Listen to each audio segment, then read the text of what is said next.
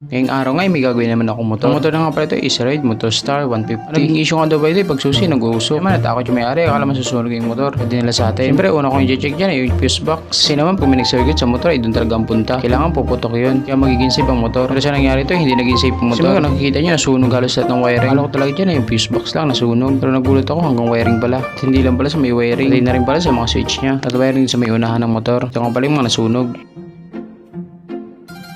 Ito nga pala, nag-rewiring ako. Kung nakikita niyo, may balot na yung wire. Dito, another customer naman. Hindi ko pa nga tapos ayusin yun, may ring naman. Siyempre, inuna ko na to kasi madali lang naman to. Pag wala pala sa akin dito, ayusin ko yung mga wiring. Kasi nga pala yung mga ilaw-ilaw, ang pangitignan. Chop suey daw nga pala kung tawagin, masilan yung may-ari. At dito, may dumating naman ang customer. Honda Click Pression 3 naman. Siyempre, hingit pa natin matapos ng isang motor, ito gagawin muna natin to. Pag na pala dito libusin ko, ay ilo-wait ko daw para naman magumanda yung tindigan. Pagkatapos ko nga pala niyan, yung isa na inis kasi ko. Sabi ko nga pala sa may-ari, kailangan i-diagnose to. Eh wala akong tools na yun, kaya pinadiagnose namin to. Kasi naman check engine. Pagkatapos nito na nangyari. Sinasin lang pala yung fuel pump. Kaya nag-check engine. Siyempre pagkatapos yun, nag-rewiring ako. Tapos tinry ko na kung may check engine pa. Yun, sa wakas wala naman. Kaya ano pang inaantay natin, i-start na yan.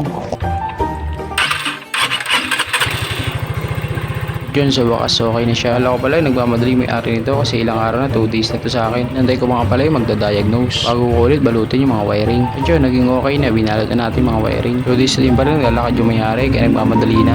Naalala ko noon, ikala niya hindi ko mapapaandar to. Nagsabi sa akin lang pagkakatiwala. Ayusin ko daw, baka hindi ko daw mapaandar pa. Alam ko naman hindi pa ako pamilyar sa mga FI. Pag-usapang wiring, kakayanin natin yan. Kaya tiwala lang bossy. Paano, hanggang dito lang. Salamat sa panonood.